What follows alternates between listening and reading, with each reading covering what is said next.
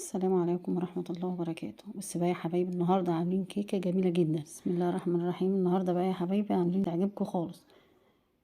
اللهم صل على سيدنا محمد. طبعا الأول بنجيب البيض. لازم البيض يكون بحرارة الغرفة. ماشي. 4 بيضات على قد الصينية بتاعتك، الصينية اللي انت هتستعمليها. لو كانت صغيرة 22 أو 26، على قد الحجم ده. فبتجيب 4 بيضات بلدي أو اللي يريحك، يعني حسب انت ما طبعا بتحطيهم الاول، تعمليهم الاول في طبق عشان تتاكدي من سلامتهم. وبعدين بعد كده بتضربيهم بالمضرب. طبعا نحط عليهم فانيليا حسب برضو اختيارك، يعني حسب راحتك. 1 2 3 حسب راحتك. طبعا الفانيليا بتديها ريحة وطعم جميل. انا قررت احط 1 كمان فوق الاتنين عشان حسيت ان انا محتاجة احطه. بسم الله ما شاء الله. طبعا هنا الكيكة دي هشة وجميلة وطريقة هتعجبكم. خليكم معايا للاخر وهتشوفوها. اللهم صل على النبي. طبعا احنا بنضرب البيض مع الفانيليا لعند ما تبقى كريمي كده. بعد كده هنجيب السكر ونحطه عليها. مش الكاميرا كل شويه اظبطها، بحس ان هي مش مظبوطه. كوبايه السكر. طبعا هما 2.5 كوباية دقيق تقريبا بعاير بيهم. السكر واللبن دي. طبعا التكه اللي انا عايزه اقول لكم عليها، معلقه الخل دي تخلي الكيكه من جوه بيضه كده وجميله وهشه. جربوها وهتشوفوها.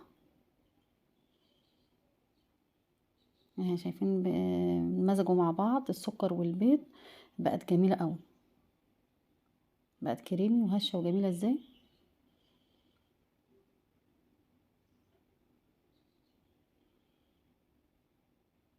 طبعا انت عاوزة تضربيها بالمضرب عادي، هي تعبت لي ايديا يعني. او تضربيها بالمضرب بتاع الكيكة، او في الخلاط مش مشكلة يعني، عادي اي حاجة من الحاجات دي اللي يريحك. طبعا دي احنا نخلناه كام مرة الاول قبل ما نعمله، عشان طبعا الهواء وكده يدخل جواه ويبقى حلو. وادي كوباية الا ربع زيت. زيت طبعا يكون ريحته حلوة كده عشان الكيكة تبقى حلوة، ما يبقاش له ريحة يعني نفاذة. طبعا بنضربهم مع بعض عند ما يتمزجوا مع بعض كده. وفي عندي هنا ربع كوباية برتقان، عصير برتقان او حسب اختيارك برضو. حطيتها وقطعت شوية قشر برتقان كده ورحت حطاها برضو.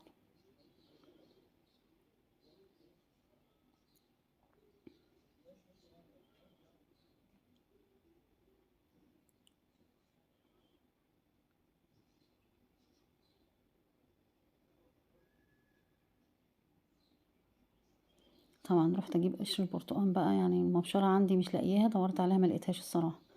فقلت اقطعه كده قطع صغننة خالص بالسكينة بحيث يدي طعم وريحة كده حلوة للكيكة. وبرضو عشان البيض مش كتير، مسافة بس ما يديها ريحة كده.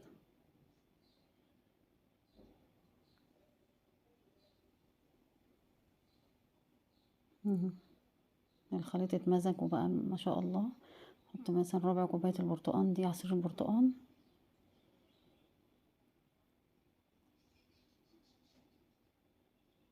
طبعا واللبن اهو. اللبن طبعا لازم يكون مغلي ودافي، يعني برضو بحرارة الغرفة، ما يكونش متلج طالعاه من التلاجة ولا مغلي. بحرارة الغرفة. وتعملي احلى كيكة بقى. دوقيها جنب الشاي وانت رايحة الشغل الصبح او الاولاد وهم رايحين المدرسة. هتعجبك. هتعجبهم يعني جامد.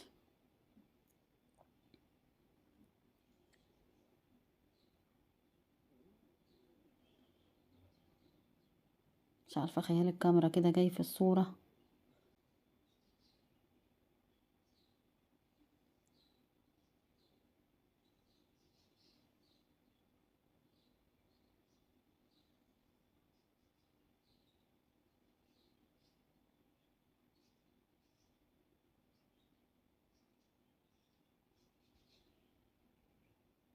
طبعا بنضرب بقى، بنقعد نضرب نضرب نضرب لعند ما ايه، ما يتمزج الخليط مع بعض. وهنجيب بقى الدقيق، ندخل عليه البيكنج باودر معلقة كبيرة. طبعا الدقيق احنا نخلينه مرتين تلاتة قبل كده عشان الهوا طبعا ايه، ويبقى حلو كده خفيف وهش كده وجميل. هننزله شوية شوية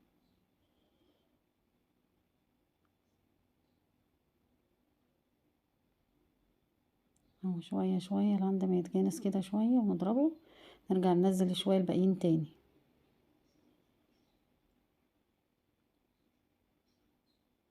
طبعا الضرب كله بيبقى في اتجاه واحد عشان ما ندخلش هوا فيها.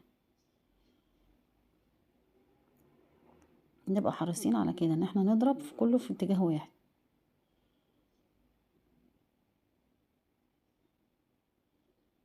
هما كوبايتين ونص تقريبا.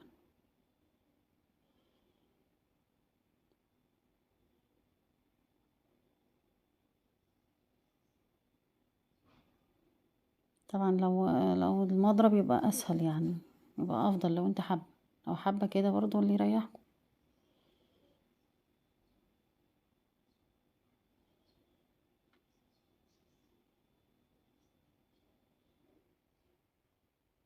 مم. شايفين بقى الخليط ما شاء الله، شايفين العجينه عامله ازاي، كريمي كده وجميله.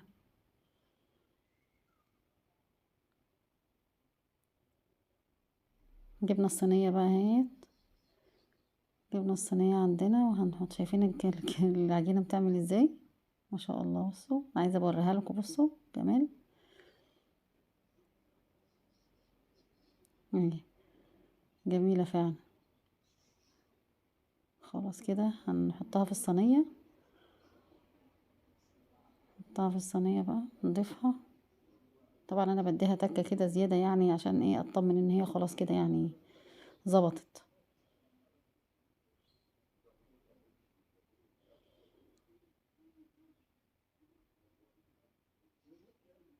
يلا بينا هنحطها بقى في الصينيه.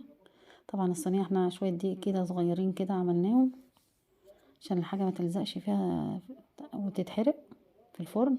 طبعا احنا هنكون مولعين الفرن من قبلها ب10 دقايق، نظبطه على 180. طبعا الصينيه طلعت اهي من الفرن ما شاء الله، عاليه وجميله وهشه ازاي.